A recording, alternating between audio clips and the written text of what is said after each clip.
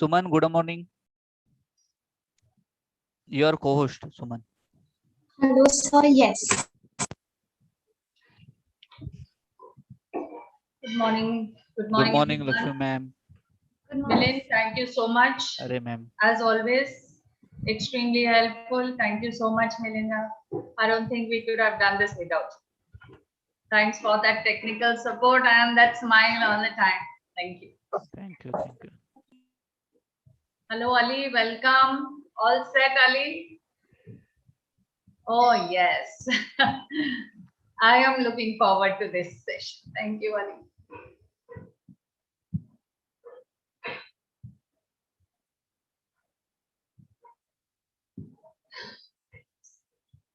Mukesh, good morning. Good morning, ma'am. Good morning. Namaskar. Hi, Ali. Hello, Welcome. Rachna. Good morning, Suman. Good morning, ma'am. Good morning. Good morning, ma'am. Good morning. Good morning to all and all our dear students. A very warm welcome. We just wait for a few minutes before we start. Right, we'll start on time. Just another 2-3 minutes and then we'll take off. Has Anand sir joined? Anand Shetty? We have sent him the link, but again, I will check with him. No, just checking the participants. Because he asked me link, ma'am, on my WhatsApp. So I will. We have sent it. Yeah, Even let me I have inform sent him. it. Let me inform him. Yeah. Yeah. All right. Just a few moments before we start. Correct.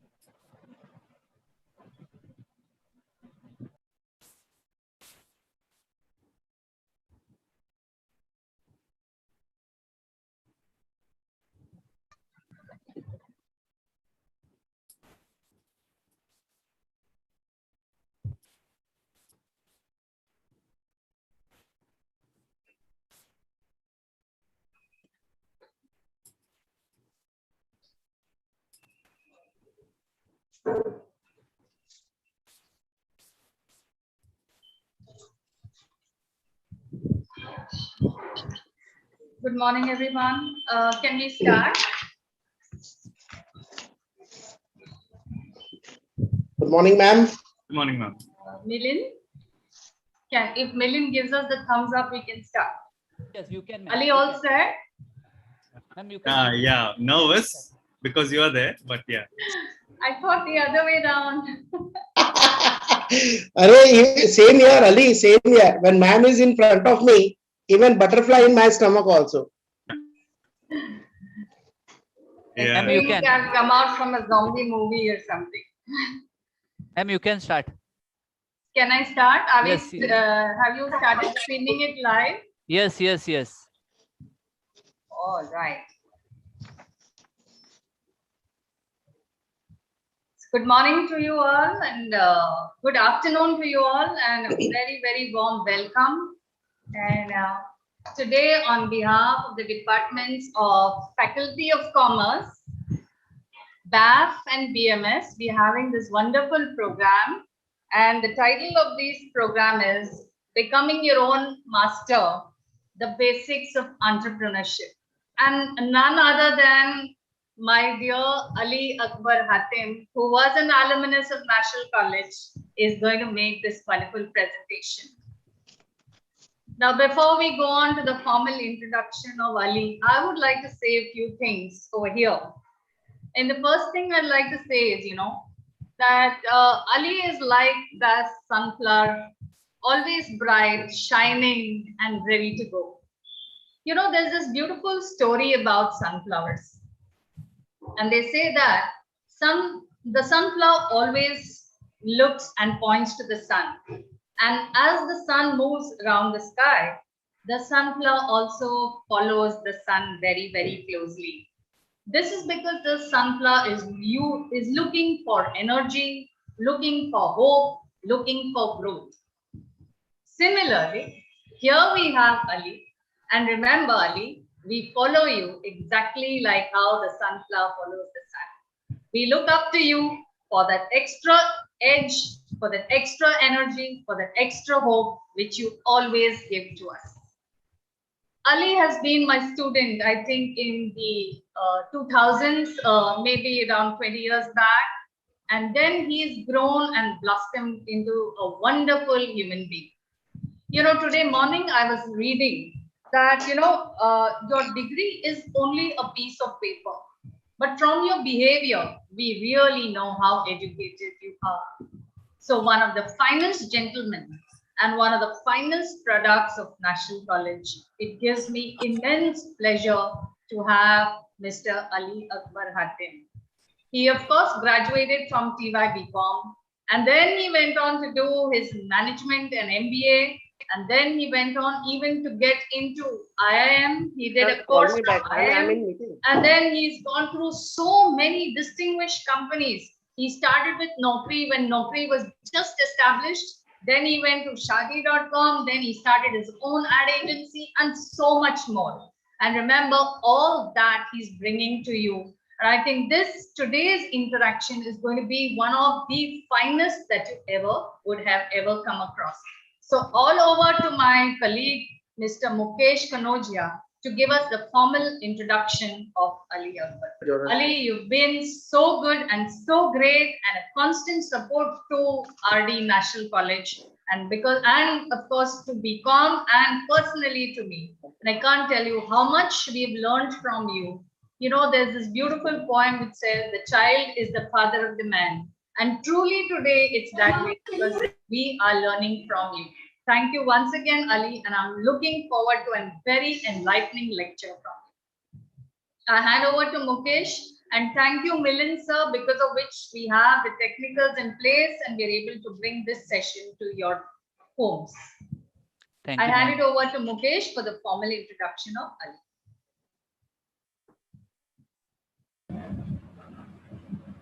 Am I audible to you all? Thank you. Yes, you are audible. Good morning and warm welcome to one and all present here. I would like to begin with a quote of Brand Cinder. The world, you may be just one person, but to one person, you meet the world. It's my immense pleasure to introduce a person who is a dynamic entrepreneur, multifaceted personality with great mentorship skills, a heart of gold, true gift to the people who are associated in his life. We are deeply appreciated a presence of Mr. Ali Akbar Hatim. Ali Akbar Hatim is an IIM and Harvard qualified entrepreneur with more than 15 years of work experience across Naukri.com, JW, and Knox. He has been instrumental in driving marketing, strategy, legal, operations, and other senior management focus area. He considers RD National College his first educational crush and is associated with college for more than 2 decades after completing his BCom and later pursuing his MBA from RISB Management Institute. Working right through college, he did jobs like marketing research, selling visiting cards, selling jewelry, selling homemade parathas, packing wedding gifts, and also working in electrical shop. His last stint founder of Nexus Audience and had steered towards an award-winning global mobile advertising platform exceeding $500,000 of revenue. Being compulsive serial entrepreneur, he has recently co-founded Simvoco Private Limited, which aspires to be a global consulting and investment conglomerate in the next few years. For this Solomon webinar today, there could not have been a more appropriate person than Ali to embellish, enlighten, enhance the today's event. I am absolutely delighted to present the Shine Star Global Award winner, co-founder of Vice President of Simvoco Private Limited, Mr. Ali Akbar Hatim. Ali Akbar Hatim, welcome to RD National College. It's over to you. Thank you so much.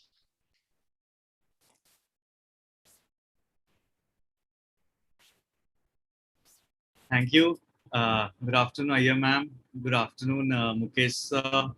Good afternoon to the distinguished audience which is available today on Zoom.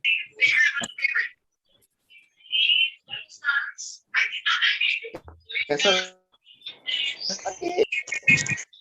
Ali, It's a pleasure sharing. before you start, Yeah. I'd like to extend warm wishes of our in-charge principal, Dr. Neha Jagtiani, and she has wished us all the best for this program. Thank you. Thank you. Thank you, ma'am. Thank you very much. So what I'll do is, ma'am, I had a small experiment to try. Can I just request everyone to switch on their videos and get a currency note and flash it on their videos? I have a context. I'll tell you at the end of this 15-20 minute presentation as to why. Anything.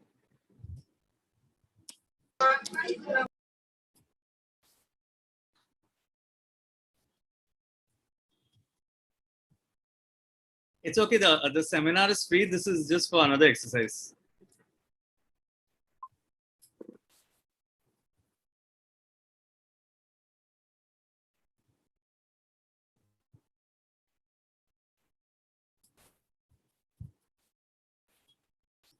Thank you, ma'am. Mukesh sir.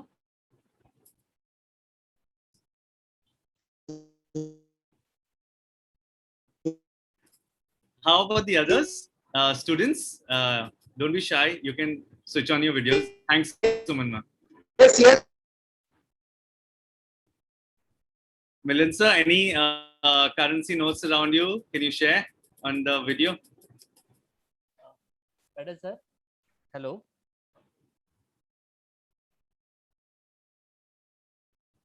Yes, sure. Krupa ma'am. A lot of Shaista, Kasifa Sheikh, Karthik, Sushmita, Sahil, Sneha, Om, Namrata. All of us can share. Yeah. Thanks, Aru. Thanks for sharing. Ananya, thanks. Thanks for sharing. Thanks, Mukesh sir, for sharing. What is that? Is that a 500? Yes, 500 rupees. Okay, I'll speak It's a to you new after note. that picture. Yeah. Thanks, Sneha, Rupali, Ritika. Okay. Yeah, share. Arbaz, thank you. Ananya, thanks. Thanks for sharing. Thanks, Simran.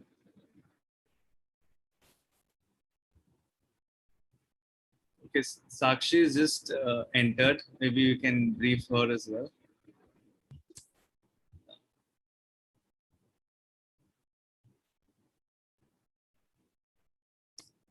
Gaurav, thank you. Yeah.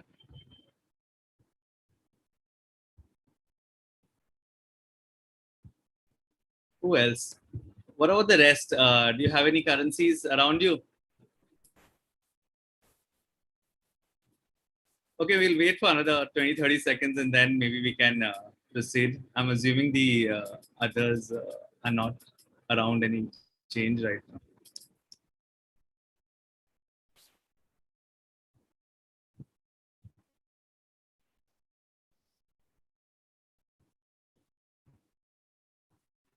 Yeah, Arbaz is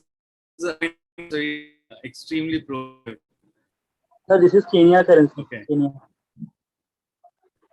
20.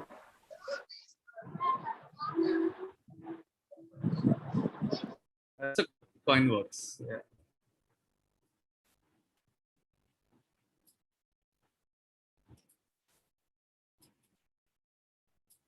Okay, what I'll do is I'll start. Can you see my screen, Milind sir? Yes, yes, sir.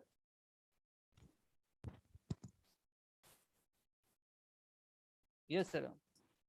Sir, please share your screen. Can you see Yes, this? yes, Milind yes, sir? yes. Screen is visible. Okay. Screen is visible.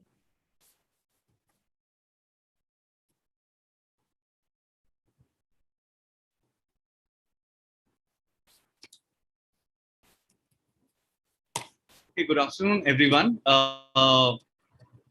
Thanks once again, National College. I am Dr. Neha, Mukesh sir for the kind words, Milind sir for helping out with the IT and streaming of the service. I'm assuming this is on Zoom, so this will be recorded and even showcased to other geographies later. A lot of the discussions which we'll have will probably be centered around India. And if there are any international examples, I'll probably mention them as well. Why we are starting this exercise with a bent towards currency is because many of us are not entrepreneurs. Now, the closest semblance we have to entrepreneurship is related to their revenues. What is the net worth of Tim Cook? How much does Facebook's Mark Zuckerberg make? This is what usually hits the news, and that is what we have the closest association with. So, what I was requesting everyone is for the next 15-20 minutes when we are talking, be in this hypothetical material world where you want all the money, jewelry, diamonds, cars, houses, lots of lands, and just one minute. Melinda, you can hear me? You are audible, sir. Okay. Lots of lands, FDs, bank accounts, and so on and so forth, just for next 20-30 minutes. And be in that hypnotic state. And once we are done with the presentation, I'll snap you out of it. Don't worry. I've broadly broken up the seminar in 4 parts. I'll just start with the first one. But before that, I have a small quote.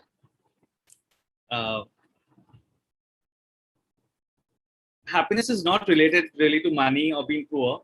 It's a state of mind which relates to fulfilling your wishes, getting your dreams in place, and having your ambitions partially fulfilled.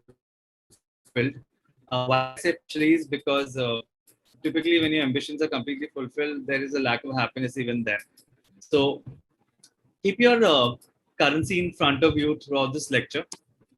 I'll just give you a context. This is 2019 data on leads, chairmen, CEOs, MDs of different companies. If you see the first one, Gautam Adani's salary was quoted as 37 times of that of an average employee. Gautam Adani is the entrepreneur. The average employee is the one who works on salary. Same is the case if you come in the second last is Yes Bank. Ravneet Gill is the new CEO. The earlier one used to earn more than 14 times the average employee salary. What happens typically in entrepreneurship is your role as the leader or the owner of the business is to convert a set of inputs into a set of outputs with a differential in value. That differential is your profit. That differential is what you take home. That differential is what you pay as bonuses and dividends to your shareholders. And that is how you retain profits in your company for growth in research and development and products as well.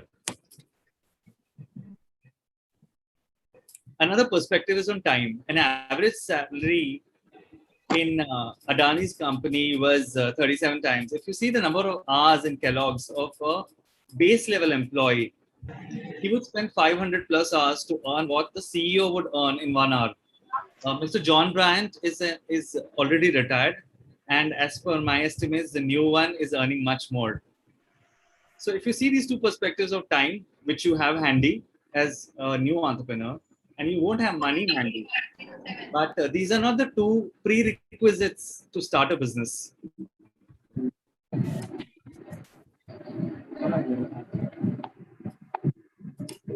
So typically, many times when students or even employees they try to start a business, the feedback which comes is that the terrain is unknown. What I have experienced mostly till now is in India or abroad in any of the countries, the terrain is not completely unknown. You know things. For example, when I did start off, when I was in college, I was packing wedding gifts. I knew where to get the packing from. At that time in the packing, you used to keep these colorful thermocol small globules for fashion. I know where to buy it from. You know where to get the sellotape from. They used to typically pay me 30 to 35 rupees for packaging and 70 to 75 rupees for packaging for the in-laws. What you don't know is, perhaps in that business, how many people would order from you, especially in this time because it's restricted to 20 people during COVID-19. So would it be restricted to 20 gifts as well? There are things which you know, there are things which you don't know. If you take a simple business of a patty inside bread, which is in India typically known as vada pav, the bread is available for 2 rupees. It's also available for 1 rupee. If you buy potatoes, it's 35 to 40 rupees a kg. And in a kg, you'll probably make 6 to 10 vada pavs. All of that you're costing with packing right now because you cannot eat at the stall, you can deliver. It costs you 15 rupees. You can probably retail it for 20 rupees. Now you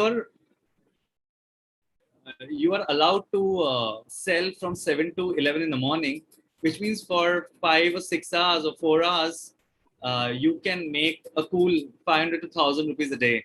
That's 30,000 a month. These are things which are known. How many people are going to buy from you? What will be their taste preferences? Will people be passing your stall when you put up the stall? Are things which you don't know. Same is the case with timelines. If I am going to invest in a fruit juice business, I want to know what is the shelf life of the fruit. Where can I keep it? Can I procure the glasses, the disposable glasses on time? And in case the lockdown extends for a longer time, will I be able to store it in a safe place? Do I have a staff to help me out on a freelancing basis? So this is timeline. Framework building similarly relates to you procuring those products. If it's a service business, for example, you are in a CA or a financial advisory business, January, February, March is typically the most busy. You would want to have more help. This is the same case with restaurants before the lockdown. If you see a Friday, Saturday, Sunday, there would be more orders.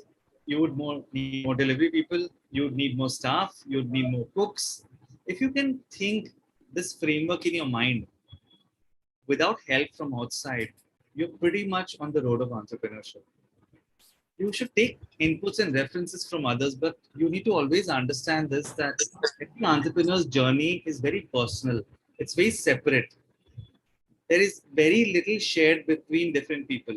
If you see a Tata Group, if you see a Tesla, they both make cars. Their journeys are extremely diverse. If you think that okay, I'm going to make cars because Tesla's CEO is making money, not going to work like that. Because if you will be another electric car maker, if you're going to make trucks just because Tata Motors is making money, not possible because you'll be another truck maker. How you're doing things differently, and the most important is what is the value between the input and the output, which you are uniquely supplying to the market. That's important. Last but not the least, every entrepreneurship has risk, but that's the case with everything. You take work, you take relationships, love, friendship, mentors, everything. what you can do as an entrepreneur is shift the risk. Typically, you'll realize once you start on your own is if you make some component of your business risk free, there is another component of your business whose risk shoots up.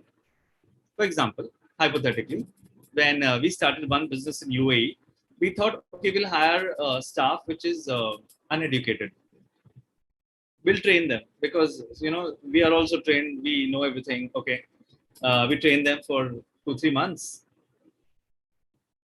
at very less salaries.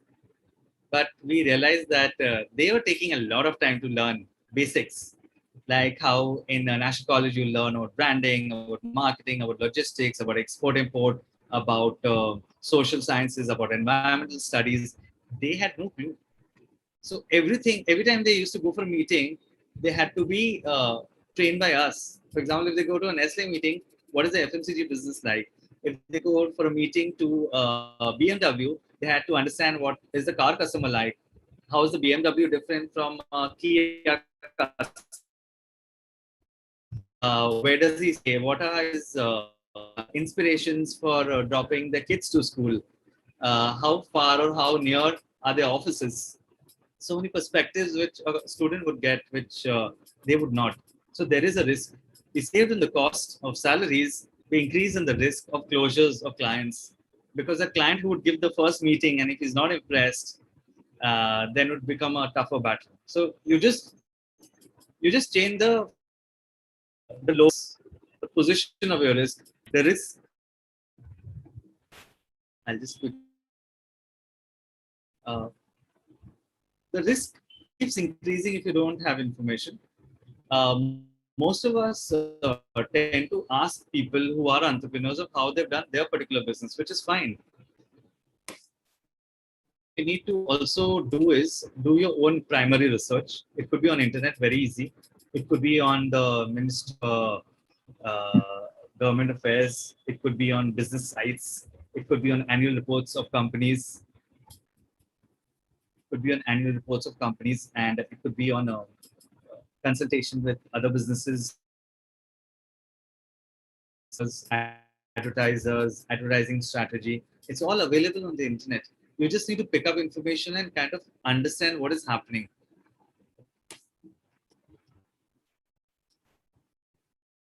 Second, little uh, scary part is the paperwork. But I'll tell you what, it's actually very simple. Most of the paperwork for businesses for registering a company is done by experts. Your CA will register your company, he'll form your PAN card, your GST, income tax, TIN, incorporation certificate. You don't, if you don't want to do it, you don't need to do it. Your lawyer can give you a basic draft of your memorandum of association, articles of association. If you have a clerk, he can help you in taking printouts, taking signatures, doing the courier to say, in this case, you may not be able to travel, you can always do a courier, or you can send a scanned copy with a digital signature. All of this can be done by advisors. It's not very difficult. It just looks very big because we always relate this person who's an entrepreneur with heaps of files around him, and he has to sign everything, he has to read everything. Yes, you need to do as an entrepreneur to understand, but there are people who you need the unique. If you are a Me Too, you'll not be able to charge a premium. Commoditized businesses work on economies of return on a high volume. If you want to build a fortune on lesser volume, then you have to have a differentiator, which is very important for the consumer. It's not just something which you have to submit to the government. It is also important for you to understand why you're starting the business. I have been in strategy for the longest time, and what I understand is an entrepreneur should not share. You should keep this in your heart. You should know why you're running this business, and you share the product which comes out of it. Same is the case with website today. Typically, when you hear of a brand, you go on internet and search for the website. You search for the person. A logo is very important because it goes on all your marketing collaterals, on your cards, on your LinkedIn accounts, on your Facebook, on your Twitter, on your emails, on your newsletters, on the mailers which you send to clients, on birthday cakes, on Diwali gifts. So a logo is important. It needs to be international. It needs to be recognizable. It needs to be different. Needs to be easy to understand and remember. Very basic marketing concepts. And the last is a communications deck. If you are a service business or a marketing collateral, if you are a physical product which is giving out goods, these are basic fundamentals which you need to start off any entrepreneurial journey. The most important is the third one. You need not be worried. There are a lot of people who can help you out with registering the company. This is something I picked up from the internet just for you to see. The right-hand side two are from my company, from Simvoco. Those are articles of associations and MOA. And the left one is a private limited registration step. You obtain the DSC is essentially a digital signature. You fill up the memorandum of association, which is step 2, and articles of association submitted. You get an incorporation certificate. It's an e-certificate which you get saying that, okay, Simvoco Private Limited is registered. Fourth one is why you need the TAN and the PAN is because when you open a bank account, you need these documents. And then you also need the bank account to register your GST number. Because every time you raise an invoice in India, you'll need the GST number. Similar, if you, for example, if you see in the Gulf, there's a prevalence of VAT. Similarly, case in US, there's a different system. Europe, there's a different system. Italy, there's a different system. Section 8 company registration is regarding an NGO. Pretty similar documents, not very different. And the benefits are least capital, tax benefits are there, credibility, you can have a different legal entity, and exemption to the donators who donate to your business. Except that it needs to be legal, that's all. How do you support your entrepreneurship journey in the beginning is you typically have a laptop. The laptop is required because of filing. You send invoices, you get invoices, you receive quotations. Everything when it's filed, it's very easy for you to record the changes which are happening in your system. So a laptop, printer, email ID typically looks more professional. Is the better way to do it. A LinkedIn profile for yourself or your company. GST PAN incorporation, you will need to open a bank account and fill up a vendor registration form. For example, if you go on PNG or Renault is your client, and if you go with them to supply, for example, you make T-shirts and you sell them T-shirts, and they say, okay, you give us 1,000 T-shirts with Renault branding. You have to fill up a vendor. You need all these documents.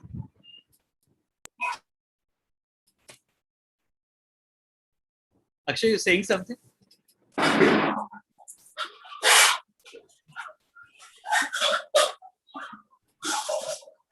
Okay. Okay, and the last one is a weekly report. This is typically how you keep a record of what are the sales conversations, what are the marketing pipelines, what are the collections which are expected. So you can estimate cycles of funds coming into your business and expenses and money going out of your business over a short, medium, long-term period.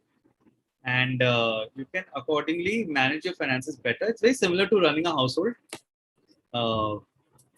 where you have to pay your electricity bills every month, you have to pay your maid every month, water charges for people who have their own, own land, maintenance charges, cable, Wi-Fi, very similar to a business. If you have a business in a specific place, you'll have these expenses, you'll have salaries, similar stuff. One moment.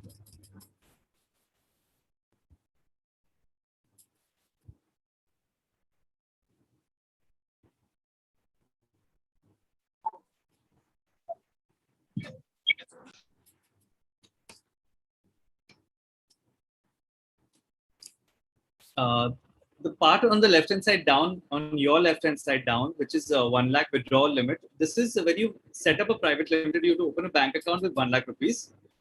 But you can withdraw it as well in terms of salaries or payments. It's not a lock-in. This is a constraint only for private limited. For proprietorship and LLP, the amount is much lower. But still, it's not a lock-in. It's not like an FD. You can withdraw it. It's in the bank account. It's in the current account. You can withdraw it by check.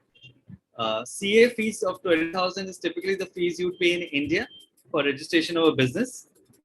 If you see in UAE, the fees goes to around 5,000 dirhams, which is around a lakh of rupees.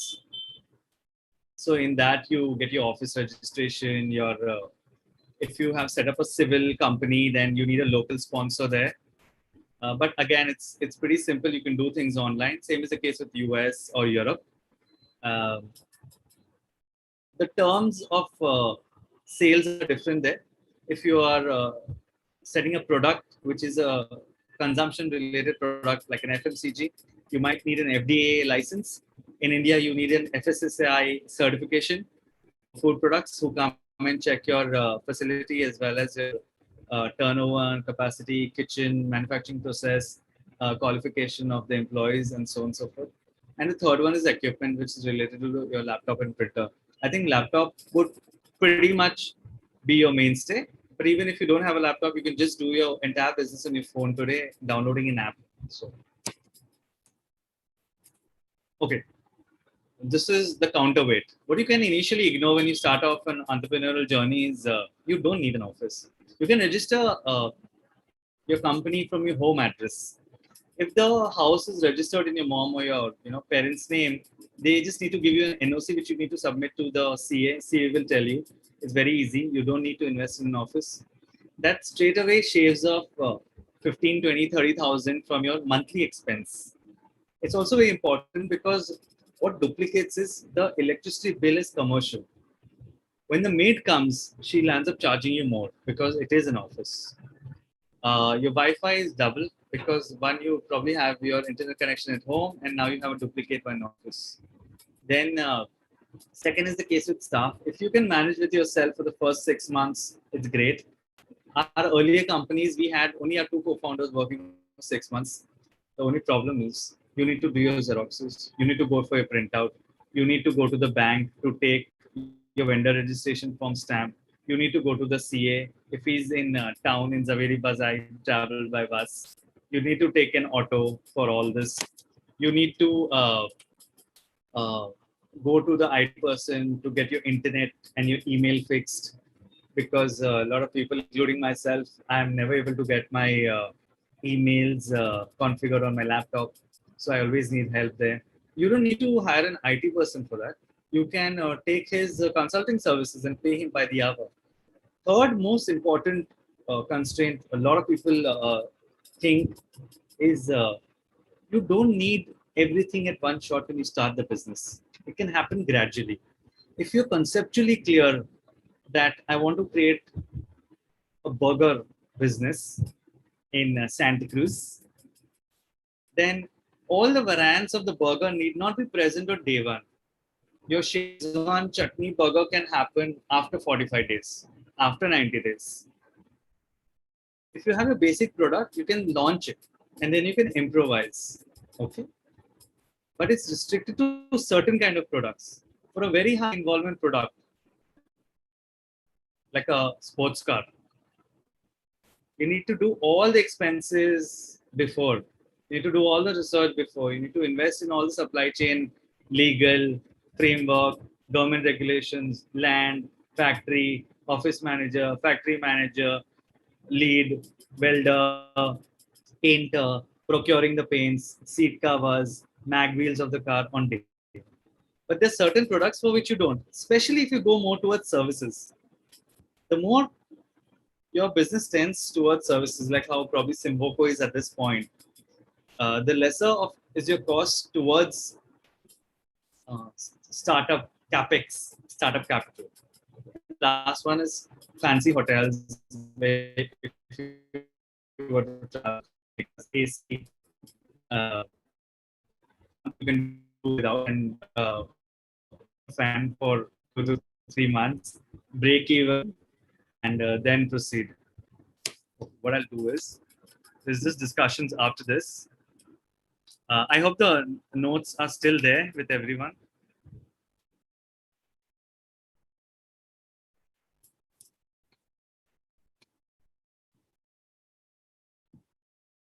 Hi.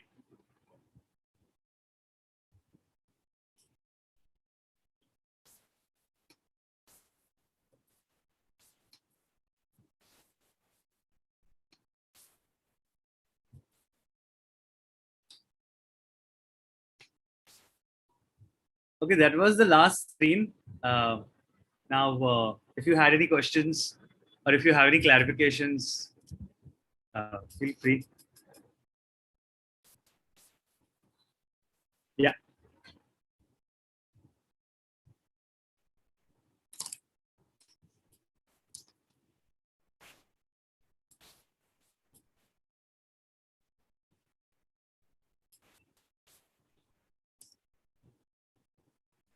Dear student, if you have any question, you can ask. Otherwise, you can type in chat box.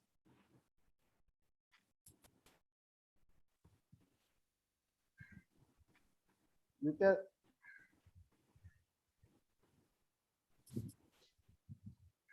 Thanks, Anand sir. Yeah, I got your message.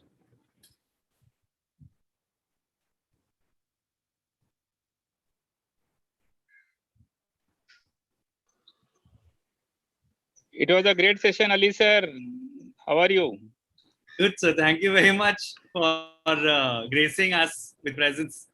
I have told my TYBSc as well, my MSc students of chemistry to join in. So they are also there in the group. And I expect them to ask questions. Maybe you take this question only. How do we help our students to overcome their self-limiting beliefs of their conditioning right from childhood? Because one distinction which we faculties we need to make sure clear is most of our students are coming from little middle class background where they have got no such exposure of entrepreneurship, or they have got some self-limiting beliefs. So can you touch on that? That is, how do we break this self-limiting beliefs or the conditioning or the limiting patterns? Because that is what is stopping them to even ask questions at this moment of time. I'll tell you how I did it. I don't come from a family of business people, and I remember I when I was in nationals as well, when I used to work in the electrical shop, and I just returned from Dubai. Dad was in a very illustrious post in Dubai in the ports, and my uncles, cousins, everyone is an employee. And what I started doing is I started doing things part time, uh, just to try. Because see, the thing is, as an entrepreneur, like everyone else, you should not have too many preconceived notions about your abilities or about the truth. The great advantage about colleges is that you get to learn before you experience. Although today a lot of people place a lot of weightage on experiencing things. I think there is a big advantage in learning things. So otherwise, if you were to experience, then how many things would you experience? If you have just passed fifth standard, then you'll spend your 20 or 30 experiencing things and you still have half knowledge. You will not have the entire set of understanding of, what are the molecules in chemistry? What is the relevance of a virus? How do you do textile manufacturing? What is export import? I think the only way which a student can easily start is experiment and do a small business on your own. Uh, I think that's just the way to do it. That's how I did it. I mean, I just think that's an easy way to do it without any expense. Uh, like homemade parathas was easy. I asked my mom to help. She would make 20, 30 parathas, and we would lace it with certain vegetable and sell it to people who were staying on rent. Easy, just to experiment, just to try. How much would a failure would it be? You would probably risk 500 rupees in today's date. At that time, it was 100 and 120 rupees. Yeah, you get to know. You get to know whether you have, you have the mindset as well. May not have, but you can always develop it. Yeah. That's how. That's what I think.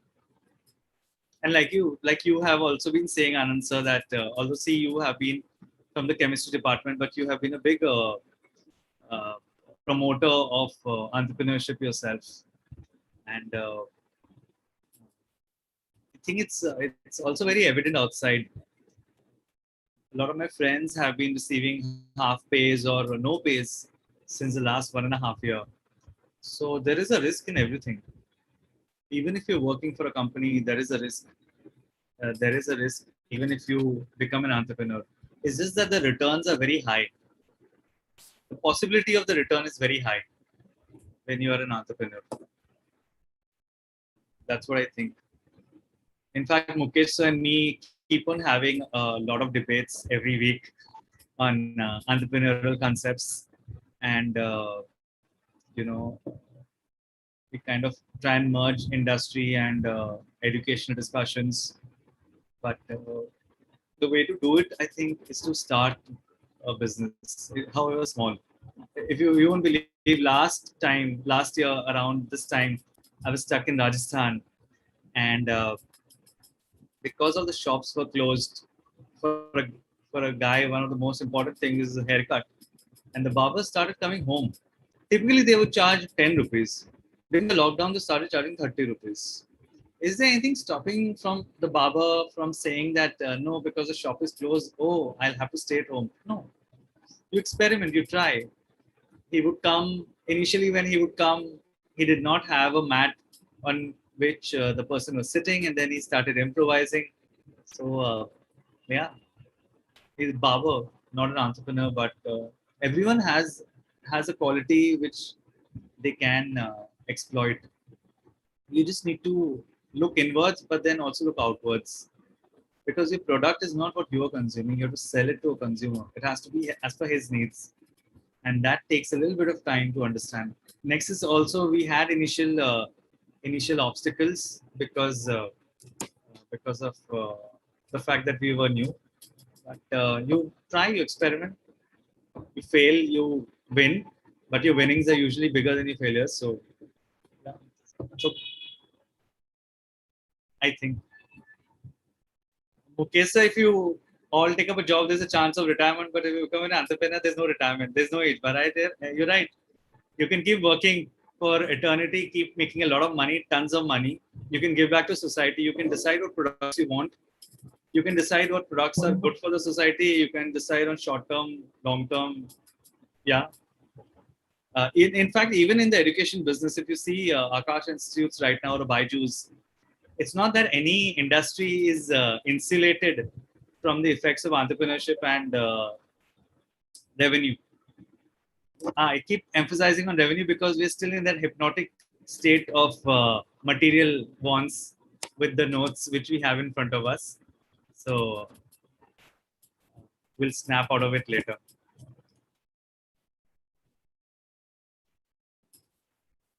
Sneha, I'll give the email ID to Mukesh. So, yeah. Thank you, Ali. If you're very shy, you can send it in the chat box as well. It's not a problem. Students. And please, can you switch on your video? I need to see who's there. Okay, sir. Yeah.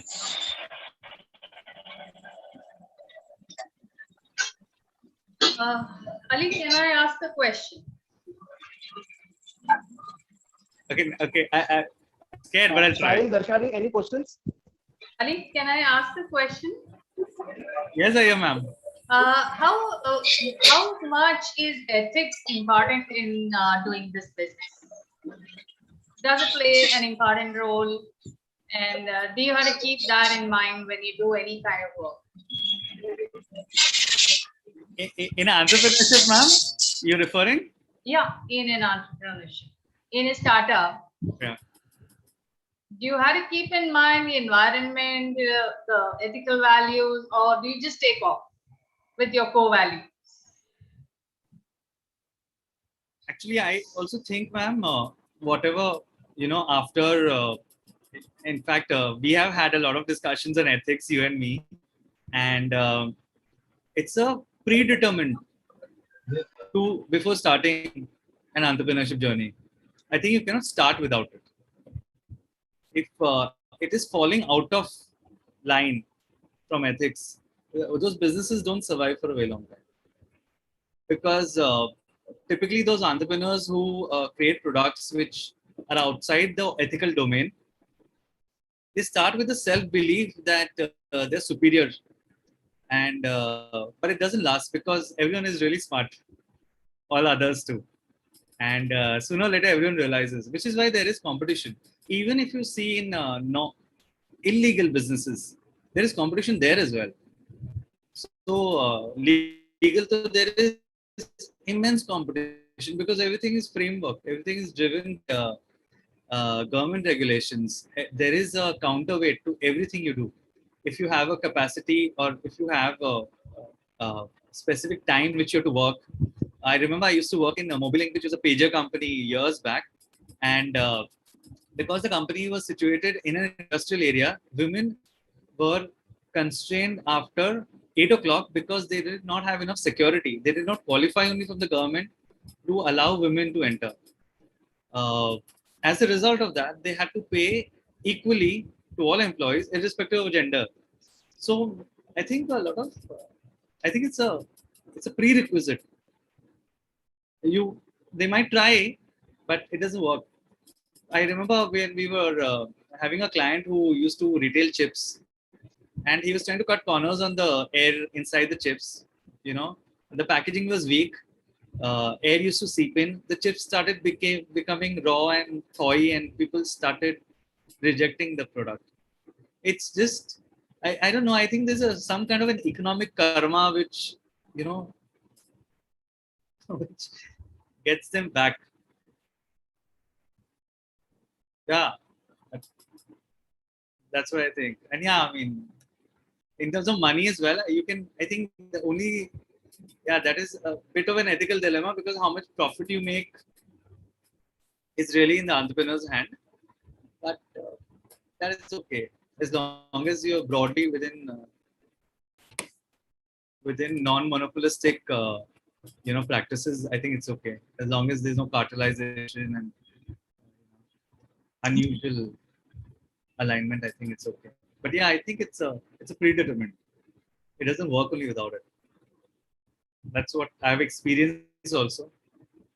Because a lot of times employees don't know where to stop. So then you realize that it kind of backfired. So yeah. It happens out of mistake, but it happens. It's very akin to lying to a child that he cannot have ice cream. Sometimes you lie too much, and then he discovers that he can have ice cream. So,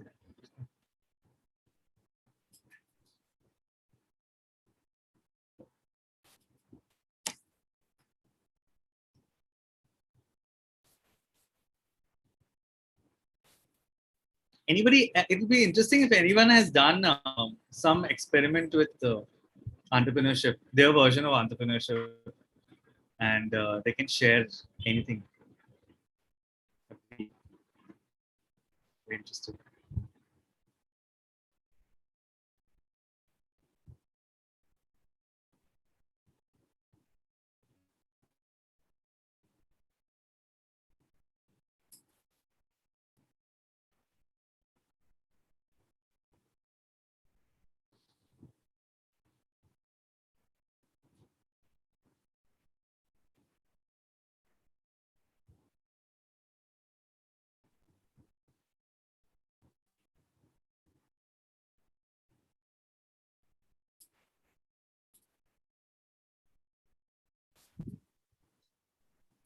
Any question, guys? Please feel free to ask. Any questions? You Any can share your questions? opinion as well. You can share your opinion also. No problem.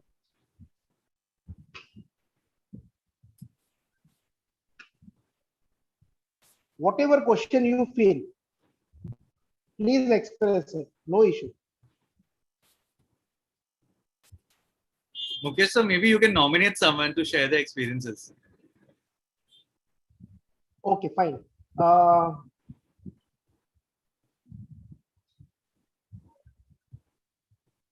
Darshani, are you there in meeting? Darshani? Yes, sir. Okay.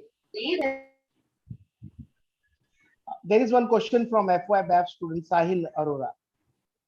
Ali. Sahil. Can we see you on video, Sahil?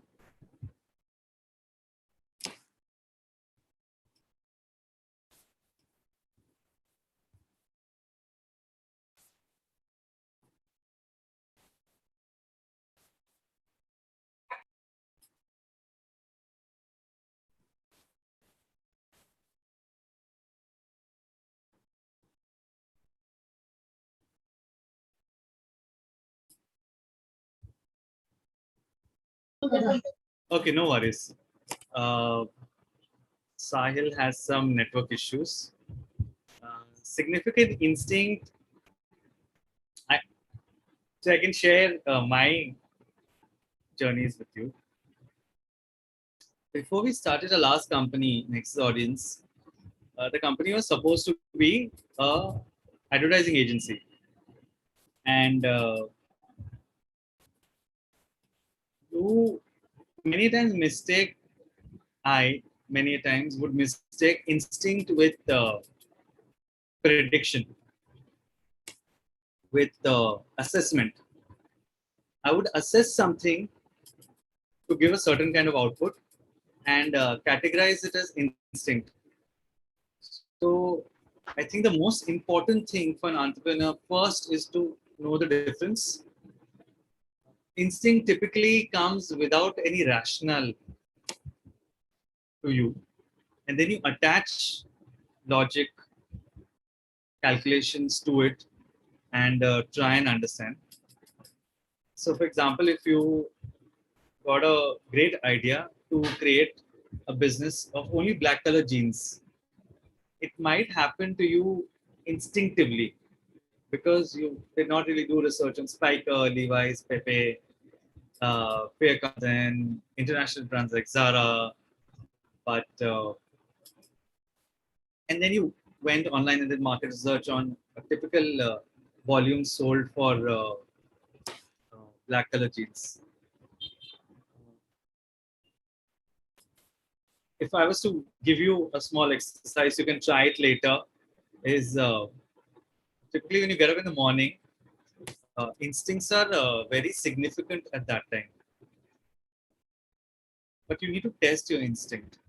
So if you get up in the morning and you think that today's this friend may not meet, you don't call up the friend.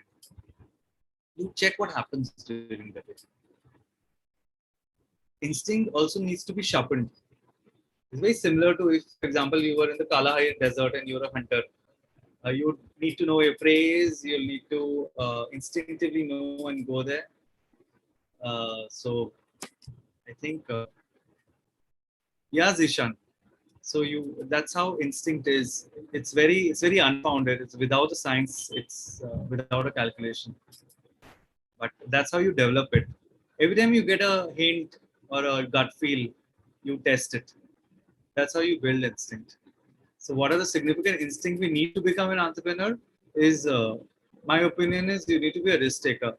That's your most definitive instinct as an entrepreneur. If you are comfortable with status quo, you will take a lot of time to be successful. But there's a word of caution. Before being a big risk taker, you need to be extremely well aware or extremely well read, extremely well educated. Then it doesn't matter. Then you can take risks of all kinds. You can do it right now also. If you spend 3 to 6 months or a year just reading up on information across the world, I think you will be pretty much ahead of your goals. Shubham.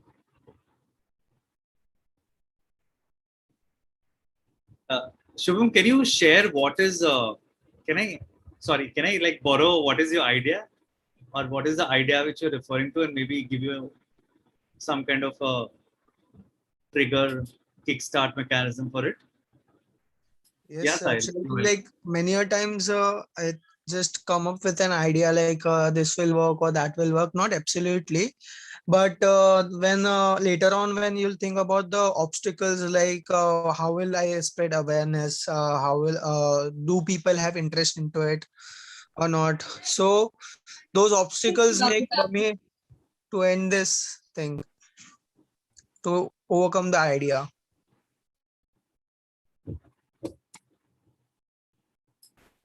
Okay, so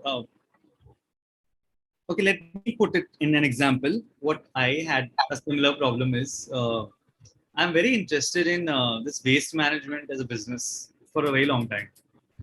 I think it's the most underutilized and the most highest value creator which you can ever have globally in all countries. There's a lot of waste which comes out, organic, inorganic, plastic, paper, leather, resin, all kinds of stuff. And when I told my dad, he's like, okay, are you gonna get into the garbage business? I'm just referring to what you might think is obstacles for yourself. Everyone, even I face.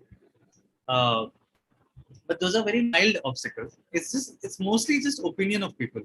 They are not trying to scare you. They're asking you a question, and it comes out in a way that you think they are questioning your beliefs. I'll give you an example.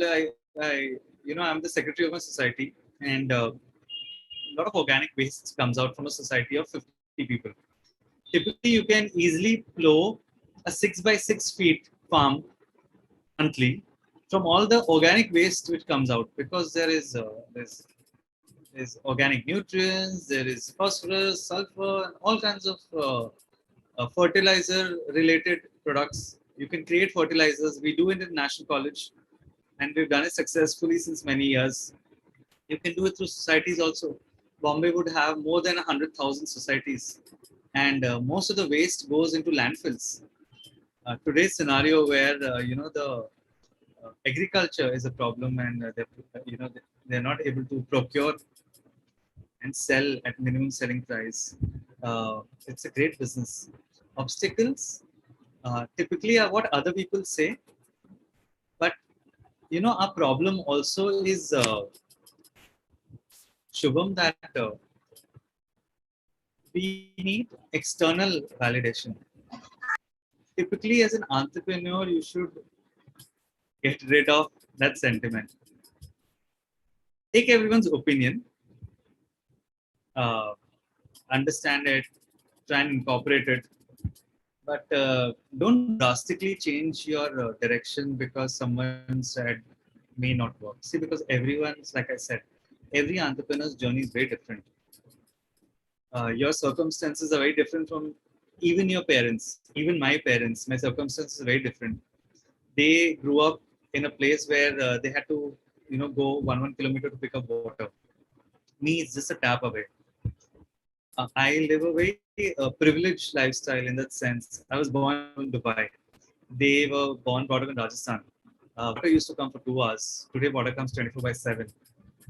They used to have a bath at one shot, everyone, one after the other. When the electricity used to come, it used to come for 3-4 hours. It was not easy to heat. They had that rod which they would put in the bucket. They used to heat water, and then they used to cool it and drink it because of.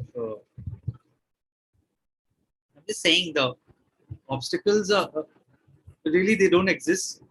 I mean, you should think of it that way. They're just opinions of people. You can, like I said, you can just try things. It's very easy to do. A lot of people might tell you that, and a lot of people who are very close to you might tell you that, why do you keep trying different things and not succeeding? But that is the nature of entrepreneurship. You're trying to create value out of things which are not there. So how will there be a precedence? How will there be a trend? It does not exist. It's all new. It's unknown, which means it's prone to error and risk and failure. So that is how it is, right? Same is the case with obstacles. If suddenly today you are in BCom and like you're in BSc and you change your mind, you want to become a doctor after BSc, you will have people question you. but it's your instinct. You might be thinking that, okay, I'll spend around 4.5, 5 years becoming an MD or doctor, and I'll practice for 5 years, and then I'll have my hospital at 35. It's very personal. It's your journey. The risk which you take and the returns which you're expecting is really what you know have to experiment with. Everyone does. Mukesh, sir, what are you thinking? What do you say? Correct. Absolutely right. Hi, Praveen, Absolutely sir. right. Absolutely right. Ali, I have one question. Thank you so much, sir. Ali sir, I have one question. So that's what I think, Shubham. That's what I think. That's how I would do it. But like I said, you could be different. You could have your own journey. Yes, sir. Thank you so much. Ali, sir, Now, I while have one. starting new things, should you always keep in mind that you have to face failure or just focus on making it work? Um, think of the failure, Prerna, for sure. That failure could be small or large, but failure is always there. It's a part and parcel of life, not just in business, it's in everything. Sometimes you get less marks, sometimes your project is not accepted by the external faculty. Sometimes sometimes your pen doesn't work in the exam. Sometimes your wallet gets robbed. Sometimes your product does not work. People don't like your product. Sometimes they hate it. It's okay. It's one failure in a life of 50, 70, 100 years. It doesn't matter. People don't remember. You keep failure at your back end, and then you work towards. But I'll tell you what, in my second slide, if you see framework, no, this is a very important thing there which you asked. It's a good question because you're thinking on both extremes, making it work as well as failure. If you have a framework in which you can fit failures, you're going to be pretty comfortable. Arju, you're saying something?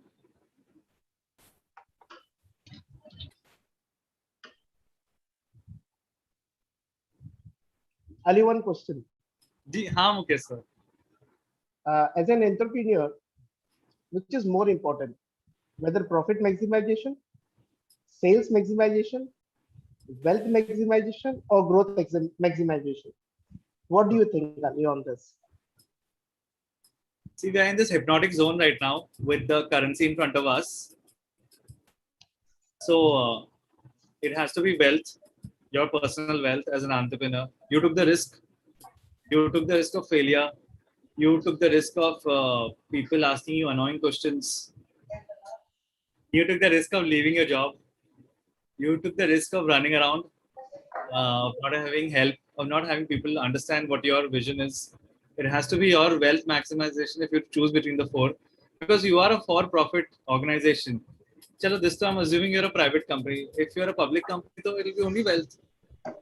But as an entrepreneur in a private limited company, perhaps you can start off with wealth maximization. Because the thing is, I realized this, you're right, this was a problem with one of my earlier companies as well. If you focus only on the greater good without focusing on the product, then you don't land up extracting the value, which means you land up wasting more natural resources to get that output than if you were doing it with a focus on value creation and profit. If you're trying to get less input and more output, everyone is better off, right? If you can take a lump of 1 kg of iron and for say 1,000 rupees and make enough nails to sell it for 2,500 rupees, you got a value of 1,500 rupees. But if you're laid back, you're doing it only from a social good perspective, you made 500 rupees extra. You're happy because you did not use more electricity. But you should have used, no? You should have made more money. People who are working for you want to earn more money. That's why they're working for you. They are also not in a social service. So it's a softer, like if you start an NGO, I can understand. But today, like, come on, even Bean Human is selling t-shirts, yeah. It's not giving away the t-shirts for free. Melinda Gates Foundation is not giving money to underprivileged people for free. Everyone is,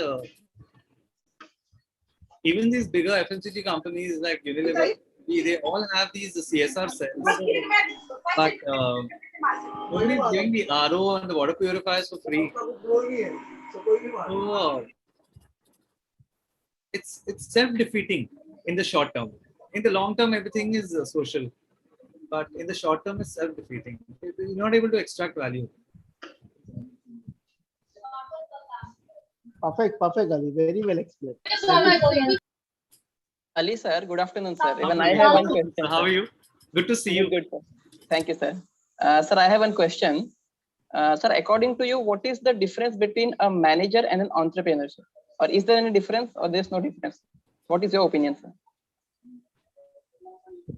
I can share my experiences with you. So as a manager, when I was working for the longest time after college, which is also like a big mistake because I was an entrepreneur while I was working in college and I was working in a corporate sector for long. You know, the amount of things which you learn when you are in a very high risk position is very significant. What you learn in a comfort zone is usually very less. It's very similar to learning 3 days before the exam.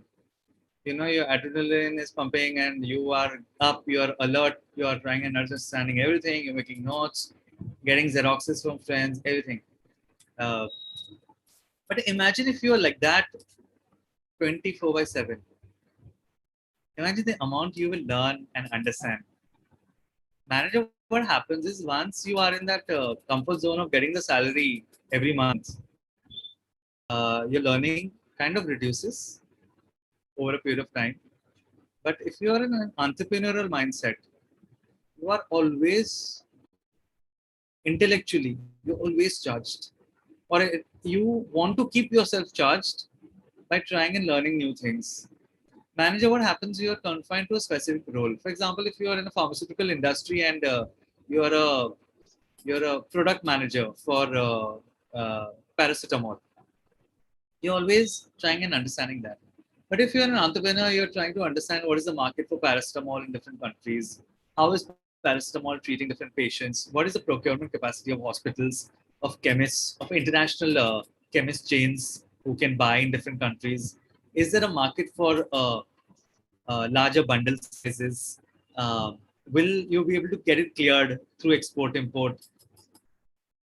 What if the country cancels your order? Is there a risk?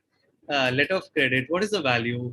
Can you sell it to countries where the prevalence of paracetamol related symptoms is the highest? Are other guys also selling it to them? How are they getting benefits? You're always thinking, even for something as a paracetamol. But if you're working as a manager in a company, after a point in time, and I'm telling you it's like a self-confession in front of, you 90, 100 participants. You typically are reporting to a boss, and after a point, your expectation becomes a function or a subset of your boss's expectations. Although you can scratch out and remove time to understand things, but you're never at high risk. Because you're not at high risk, you're not really deep diving into any concept. But when you invested 5,000, 15,000 rupees in making customized, for example, greeting cards, which also I also used to do. You have to invest in pens, you have to invest in chart paper of different colors, you have to invest in that sparkly pen, glue, cover, stickers, and then you have to talk to different people and try and understand and make those greeting cards. If you're not in a high risk zone, it doesn't work. That's one. I think this risk factor is a major difference between a manager and an entrepreneur. But the word of caution is you got to do it. It's like bungee jumping. You have to do it to experience the adrenaline rush. Because when your life is in the hand of the person who's pushing you from the top of the mountain, your framework of life is very different. All the loved ones will flash in front of your eyes when you leap. You might be thinking, what will happen if I don't make it home today? Why did I do this? What is the guarantee of the rope not snapping? What if I hit the side of the mountain and nothing happens to me, but I get crippled? Imagine like that. You've been like this 24/7 as an entrepreneur. It's such a beautiful journey, right? You're always learning and understanding things. You're always trying to extract value. Everyone who's doing it. Even when we did Envisage, I remember I had interviewed a couple of people who were running these vada pav and juice businesses, and there's a lot to learn from them. They risk it all, yeah, because their stalls are outside, their products are exposed. They have to travel every day with it. Their money is always in the pockets. They risk first giving you the product and then asking for the money. So if the person says, "नहीं चटनी के अंदर पत्थर था, मैं आपको पैसा नहीं दूंगा," he can't do much. And another 3 people who've seen him and don't pay can't do much. It's like a high risk, like a Tesla. Nobody is making electric cars and you're making electric cars now. It means you are in ban collision with petrol, diesel, CNG. You're having a fourth category. And that also where your products are not surviving crash tests. Bitcoins, similar stuff. Everyone is using a currency and I'm making a virtual currency. It must be such a high risk area to be in here. But you've got to do it. Do it small, but yeah, do it. But if you've already worked as a manager, then it's okay. I think it's an easy journey for you to start as an entrepreneur. Just figure out the product. It's very easy to start. I can do it. Anybody can do it. Trust me. Ali sir, can we put it in this manner? All the managers are not entrepreneurs, but all the entrepreneurs are managers. Yeah, pretty much. Manager is a subset of an entrepreneur. Yeah, absolutely. He does all the mundane work and he does all the difficult tasks as well. Yeah, but not the way. Entrepreneurship is entrepreneurship is a wider concept. Right? It's a nice quote. You should give it to Economic Times. Okay, thank you, sir. Thank you. Thank you, sir. Thanks. Thank you, Ali. Mind-blowing session. Any question, guys? Feel free. Interesting questions. Yeah. Ali sir, you remember we have made a slogan of Jai Sandwich.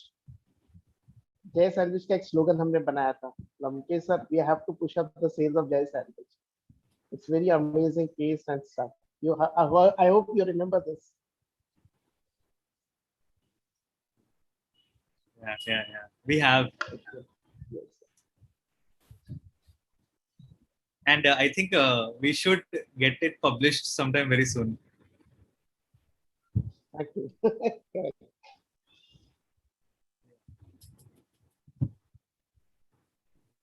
Any other interesting journeys anybody wants to share? Yeah, Zishan, thanks. You're welcome. Thanks, Arpita, ma'am. Yeah.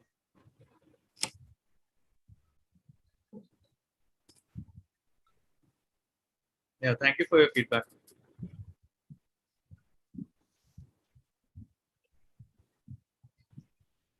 And in fact, the most pertinent right now to entrepreneurship. This period of the last 1.5 years is a good acid test because this is like the most difficult economy to launch a product. And if you can launch a product or a business or a service right now and survive, this is the most difficult terrain. If you can make it here, you'll probably just make it for a long time afterwards as well, in different geographies, not only in India.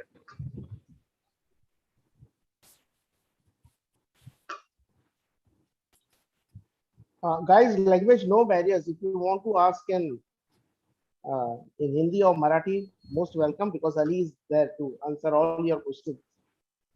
So please feel free. Any questions in mind?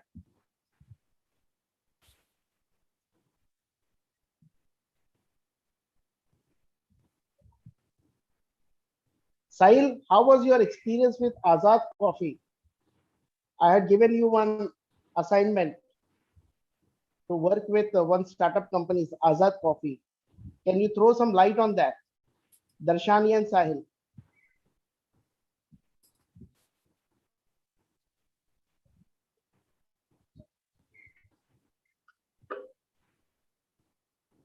Hello, sir. Yeah, Darshani, please proceed. Actually, for us, sir and Qasim has given us to create a new company.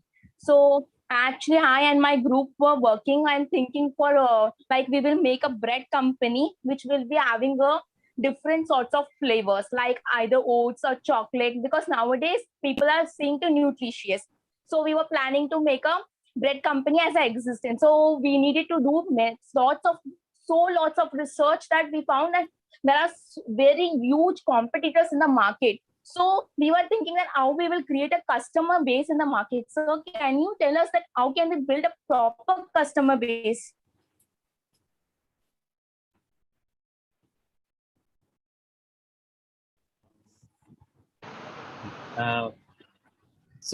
What were the flavors which you had in mind? Anything you can share? So the flavors which we had was oatmeal bread, chocolate bread, and wet chocolate roll bread, normal wheat bread, and pista badam bread.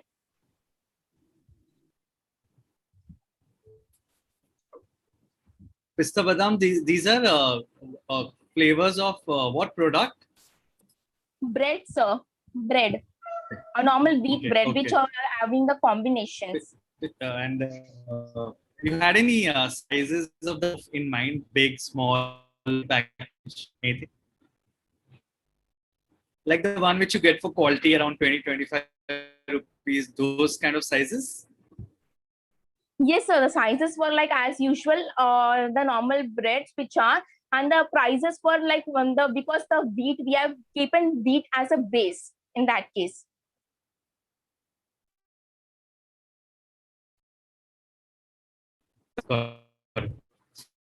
Wheat as a base, is there a health angle, or is because you have access to wheat by raw materials for production?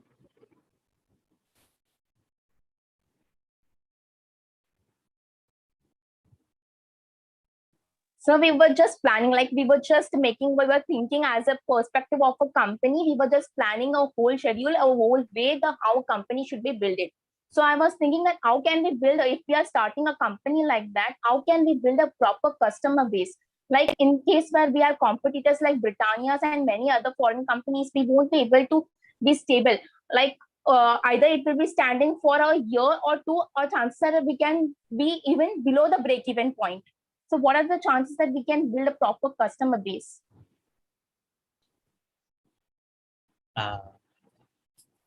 Okay, so I'll just give you my thought. Sorry, I missed your name. You are Darshini, sir. Darshini. Okay. I had a client the other day. I'll just share what came out from that. In marketing, we are usually taught to be extremely different from other products and brands, even imagery. I've realized from clients that, and from the marketing campaigns, sometimes there's a lot of merit in looking alike as well. Sometimes it's a strategy you choose, because for a product which is high consumption, which you consume every day, you have developed a taste for it. You may not want to immediately, go away, especially going from maida to a wheat kind of a format. So in terms of presentation, I would assume you don't want to look too different. Obviously, within the legal confines. You cannot have a, the shape of the packaging or the colors which are very similar to competition, but don't look drastically different, because it's a very staple everyday product. So you want people to immediately pick it up and try. And bread is easy. That is one. Second, what I've realized, a lot of my friends who, especially homemakers, both men and women, I think they are out of choices at home of what to serve, what to make, what to buy.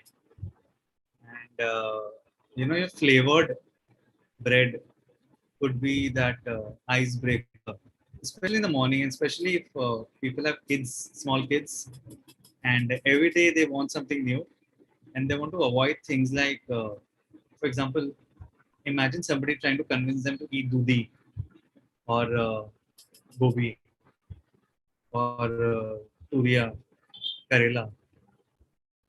After a point, as a as a mother or a father, you only have limited options to try and convince. I think the homemaker is a big TG of yours in the current scenario, at least for the next 6 to 8 months, where you're devoid of choices. You don't have a place to go out. You have to do everything at home. You have to experiment. A coffee flavored bread or a ginger flavored bread could lend itself to a lot of things. Yeah? Coffee could lend itself to some kind of a dessert.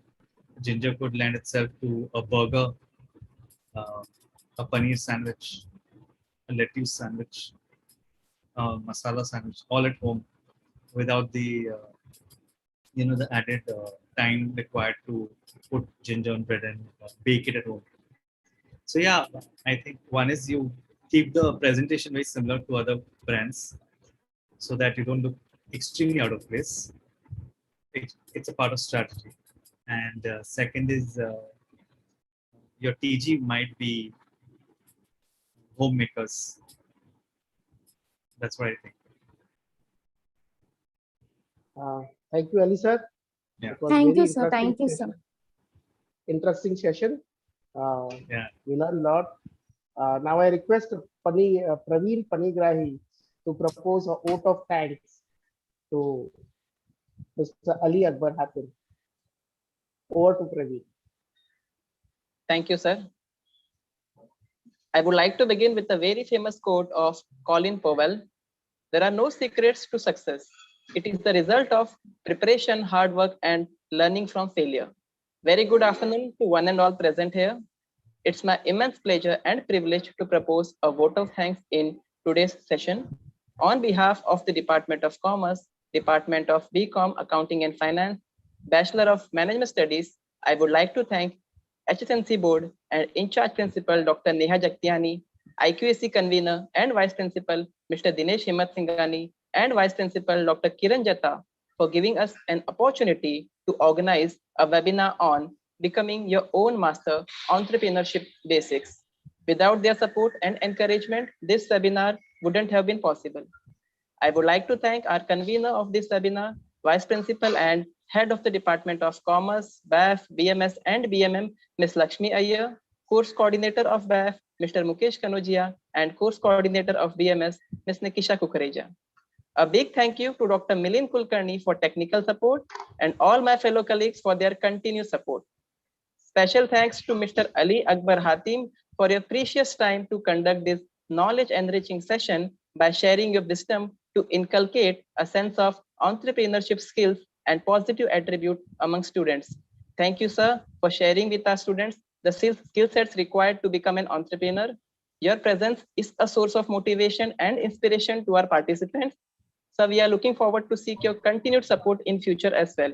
Last but not the least, special thanks to all the participants for attending a webinar on becoming your own master, entrepreneurship basics, and making this webinar successful. Thank you so much again. Beat Corona, wear mask, and stay healthy. Thank you so much. I'd also like to say, I would like to wish our very dear colleague, Dr. Meghna Chotalia, a very happy birthday today. And I think she is with us, but she's watching it from YouTube link. So I think we should wish her very well for her birthday. And I'd like to thank the head of the Department of Chemistry, Mr. Anand Shetty, who's been so motivated in life. I don't know where he gets all that energy from, and he, passes this on to all of us. Thank you, Anand, for all your support out there, and of course, my dear Dr. Milind, without which this whole thing is not possible at all. Ali, you are fantastic. Thank you, ma'am. And Thank your you so much. superlative best as always. Thank you so much. And thanks to all my dear colleagues, Mukesh sir, Praveen sir, Thank you. Suman madam, Darshana madam, Nikisha ma'am, all of you, Kripa ma'am, Kaizad sir, who is always there with me. Thank you so much, guys, who's strong, Murli sir, Meghna Chotalia madam, and of course, my dear in-charge principal, Dr. Neha Jagtiani. Thank you all so very much. And I think we can leave. We're done with the meeting. Thank you. Milind, you can Yes. take over. Yes. Thank you, Lakshmi ma'am. Thank you so much. Thank you. Can I end Thank this you. session, ma'am? Yes, please do that. Thank Yes. you, Thank you, Ali. everybody. Yes. Thank you, Akbar Thank sir. you, Ali. Thank you, everybody. Thanks, Milind. So have a good day, everyone. Yes. And Mukesh Thanks, sir, sir. Kaizad, Thank you, Praveen, sir. Thank you, Bye. Anand sir. Suman, Praveen, goodbye. Yes, sir. Murli Thank you, sir, Anand Meghna sir. ma'am, Thank you.